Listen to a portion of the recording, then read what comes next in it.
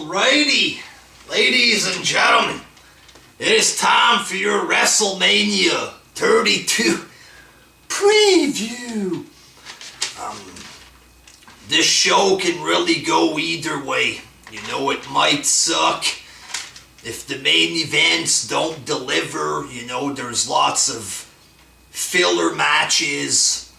It could suck, but at the same time, it could be a good show. There's lots of matches that have potential to be good.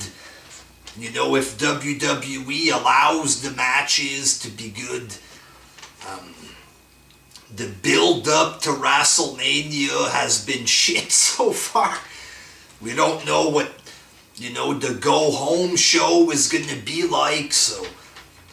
But, yeah, this could go either way there. AJ Styles versus Chris Jericho. I have no doubt that, I'm pretty sure this is going to be a good wrestling match. Two good wrestlers. Jericho can work well with anybody. AJ Styles, he has his problems on the mic there, but he can deliver in the ring when it counts, and I'm pretty sure this is going to be a good match. I don't see this being cheap, or there's no way that this can't be good kind of deal there, but you never know in WWE. The Usos versus the Dudleys. This is just like a tag team filler match. It's not even for the belts or anything. It's pretty much just there to waste time, I guess. It is what it is. Just a basic filler match. The Dudleys might break out the tables or something. But I don't see this being good. This is just like a match that you want it to finish so you can get on to better matches, Just filler shit there. New Day versus the League of Nations. This is for the tag team titles, but it's pretty much the same thing. A big filler tag team match, except the tag team belts are on the line.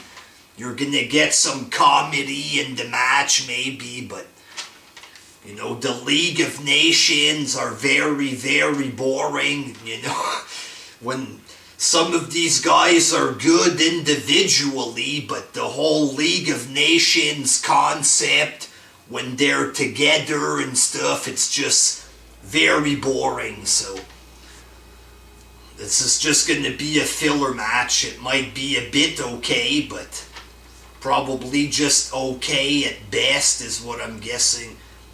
The Andre the Giant Battle Royal. This, Battle Royals can be fun, but it's going to be on the pre-show, I think. It's going to be packed with jobbers in the match.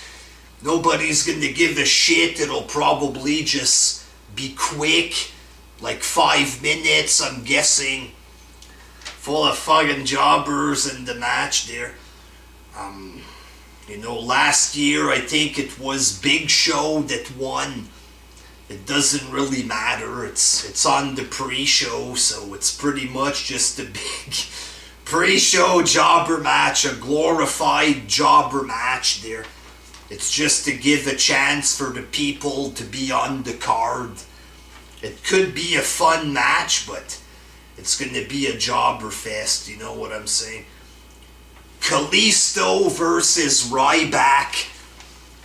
This could be an okay match, but it just feels cheap, What kind of match is that? Ryback against Kalisto, I have a feeling this isn't going to be that good. Kalisto might do a couple of flips and stuff like this, but Ryback is a boring wrestler. He just has a couple of moves and his clotheslines and stuff like this. I think the styles might not mesh well together. I could be wrong, but I don't have a vision of a good match when I look at this there. Ryback against Kalisto. can't see this as being a good match there.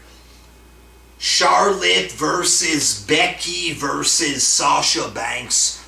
If this is an NXT style match where they actually wrestle, this could potentially be a damn good match if they allow the women to wrestle to their full potential. But if it's a WWE style Raw match or whatever, might just be another piss break, a 4 or 5 minute match that we don't give a shit about with boring wrestling.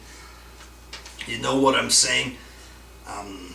There's going to be that other match there. It's not written officially on the website yet, with Lana, Team Bad going up against Paige and Team Bella.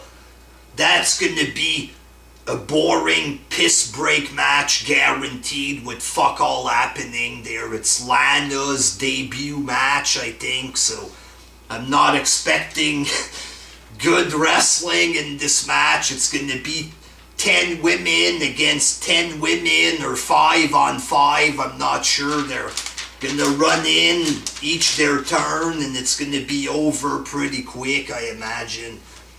That's going to be the piss break match of the night. The Intercontinental title ladder match with Kevin Owens, Sami Zayn, Dolph Ziggler, Zack Ryder, Sin Cara, The Miz, Stardust. This should be good enough. It's going to be the spot fest match, like, you know, the Money in the Bank matches that they used to have at Mania.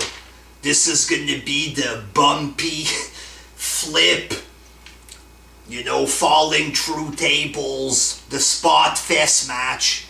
This is going to be it. And with some of the names that's in there, you got garbage there, like Zack Ryder, stuff like this, but it should be good enough with Sami Zayn and stuff like that there. I'm expecting a good enough match there. Shane against The Undertaker. Now this is an exciting match, you know, it's Taker, it's Shane McMahon. But, you know, in reality, this match would last 5 seconds. Taker would just slap Shane and it would be over, you know. McMahon is trying to make it sound like if Shane is a credible opponent for Taker, the toughest opponent he's ever had, which is a damn joke. They're trying to make Shane look tough. They're doing MMA training and doing goofy little fake looking punches there, but this is like a huge mismatch. They're gonna have to do, you know, phony looking wrestling. There's Shane's gonna get an advantage with a weapon, a low blow kind of deal, and it's expected that there's going to be some interference in this match. So it might be good, but I expect a lot of phoniness, you know what I mean? Because Taker against Shane for a real match, it's hard to take it realistically there. It's going to look phony, people. I expect lots of phoniness. Brock against Dean Ambrose. This could be a good match. They're going to do some shit like this as well there. Ambrose is going to have to get the advantage somehow. He's going to use the weapons on Lesnar. But I imagine that it's Lesnar that's going to whip his ass throughout the entire match.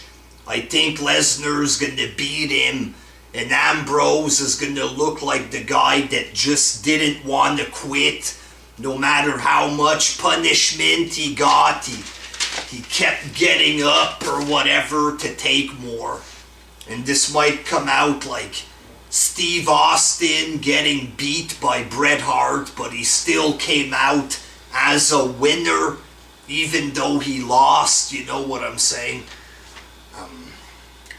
Triple H versus Roman Reigns. Bad bad feeling about this match there. Very bad feeling. You know what I'm saying? It could be an okay match. They might have a surprise in it of some kind, but this could turn out to be like Orton versus Triple H. If, you know, you're gonna have a long ass show, and then if it's a long, boring Triple H match with no action happening, the fans might get bored pretty quick from this match there. You know, Roman Reigns is going to have to step his game up big time here. Against Lesnar, you know, Lesnar just whooped his ass the whole time. You know, that's how the match ended up being good, because Lesnar whooped his ass throughout the match. Seth Rollins came in with the cash in, which made it exciting, you know what I'm saying. But now there's no Lesnar to do all the work. There's no Seth Rollins cash in, you know. So maybe Rock is going to show up on Monday and become the special ref. You know, the match kind of needs something like this to make it more interesting, you know what I'm saying. Because I don't see this being a great match. It's not going to be as good as the other matches on the card. And if you have good matches throughout the night, and you have a plain Triple H match at the end, it might come off looking cheap and boring. That's what I think might happen here. I could be wrong. It might turn out to be an okay match there, but got a feeling that it just ain't going to be that great. Reigns is going to win. Nobody's going to care. Might not be the best WrestleMania main event there. On paper, it looks like it could be a good show, but it's, you know, it's got a lot of potential to be a piece of shit garbage pay-per-view. Lots of potential for failure in that show, but it could turn out to be alright. We'll just have to wait and see, I guess. Until next time, peace!